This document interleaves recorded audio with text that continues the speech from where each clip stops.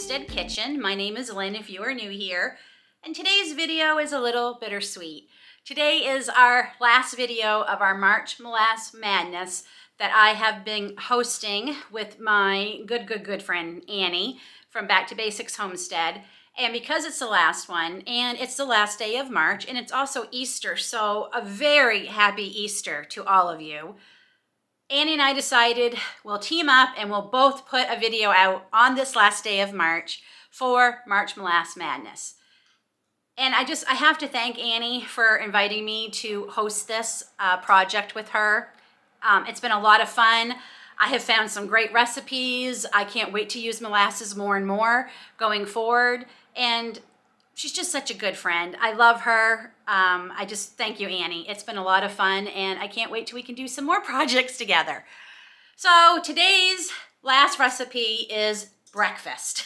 Now, throughout this whole month, Annie and I have brought you videos each week with molasses as the star of our recipes, and we had certain themes each week.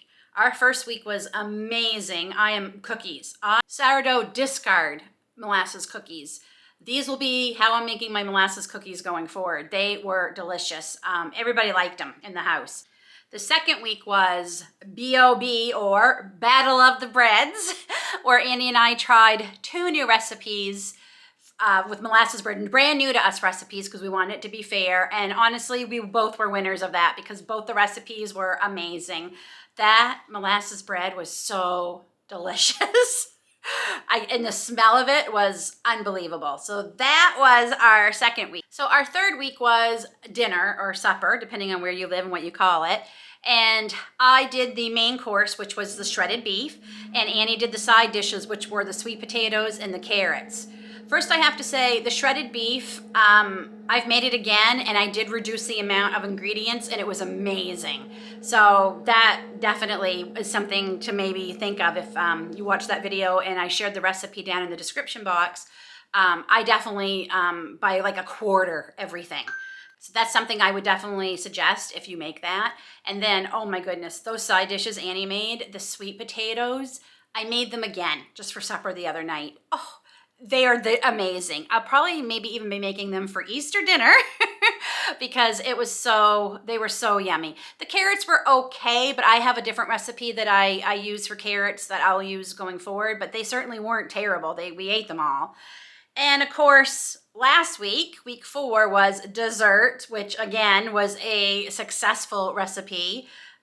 So good. I made a old-fashioned molasses cake that was not only easy, didn't have a lot of ingredients, it got better tasting every day that went by. It got inhaled. It was delicious. And Annie made those incredible blondies that just look so amazing. So I can't wait to try them. So today is breakfast, and some people might say, wow, you didn't do these in order. That's just the way Annie's and I's brains worked when we were mapping them out. We didn't want to go too cliche and do, breakfast and then, in order. We kind of just went with what we felt like and did them that way. And this is an actually healthy recipe that I'm making. It's molasses breakfast cookies. So I kind of think that's why we saved the breakfast for last. That's just the way our brains worked, and we didn't do them in that order. I guess we have our priorities. Cookies, bread, and dessert before we got to breakfast. These sound so good. I'm going to get my apron on while I tell you what the ingredients you need for this recipe.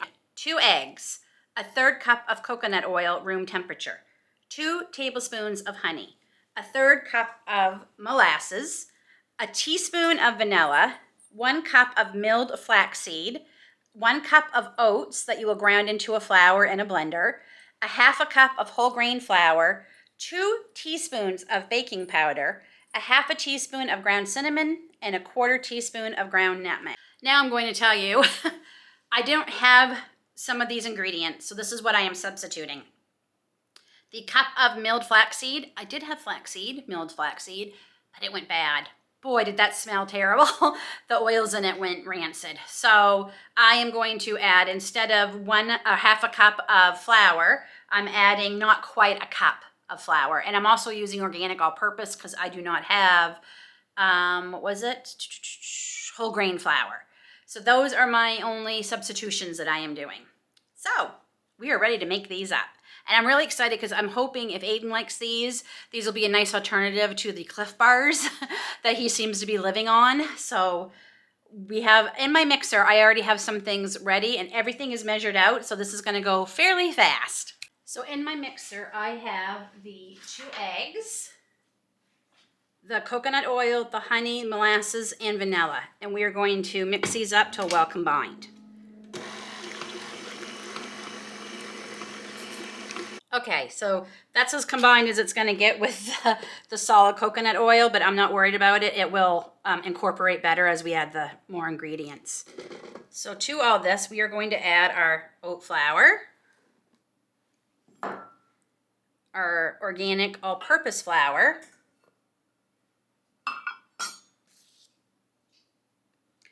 our baking powder, cinnamon, and nutmeg are all in there. And we're going to mix them up.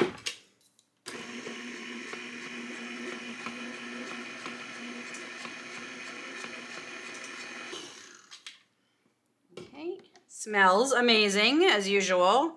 The amazing molasses and cinnamon and nutmeg. Okay, and in the recipe notes, she said the longer you let this sit, the less spread the cookies do in the oven. So she recommends about 20 minutes. So we're just gonna let this sit here for 20 minutes. I'm gonna clean up my mess. I'm gonna get my cookie sheet ready with parchment, and my oven is set to 350 degrees. Ooh, hot chocolate. Make sure you hit the thumbs up button. Hey, who took my hot chocolate?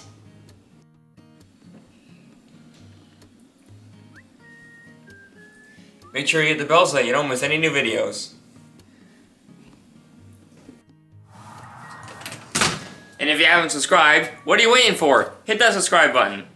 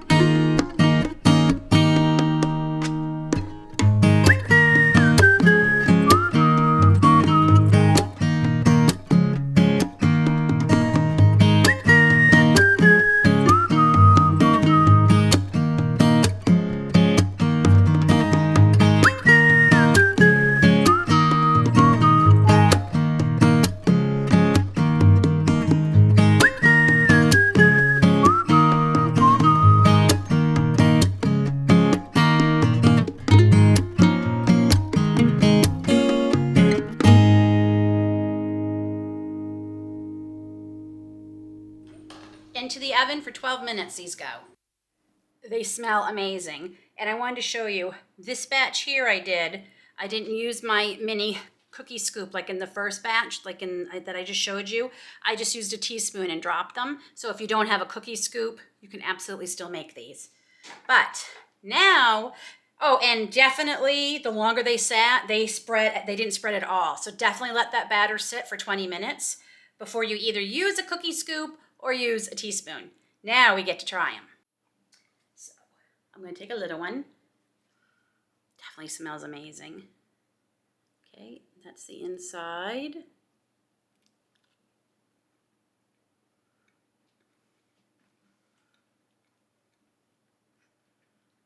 Wow, that's a pretty good cookie. They're basically a molasses cookie, a little bit healthier. But you don't have to feel bad about eating these for breakfast. I definitely will make them with the flaxseed going forward because I do want them to be healthier, but they're delicious. No refined sugar. These are good. That's a winner. 2 thumbs up. More importantly, I really think Aiden's gonna like these, and I'm not gonna tell him, and you're not gonna tell him that they're breakfast cookies and they're supposed to be healthy. I think he's gonna like them. That, friends, is the end of March Molasse Madness for 2024. Annie and I have some plans for 2025 for molasses. Again, Annie, thank you for asking me if I wanted to join you on this amazing trip with molasses. It has been so much fun to do this, not only to share molasses with everyone, but to do this with my friend. That has been the best part. I hope you've all enjoyed this series. And I hope you start thinking about molasses in your cooking and your baking going forward. It's definitely an underused ingredient that we're not using as much anymore. And I'm really excited to see how I can use it in my canning going forward this summer. So that's it. Until then, take care, God bless, and we'll see you all soon.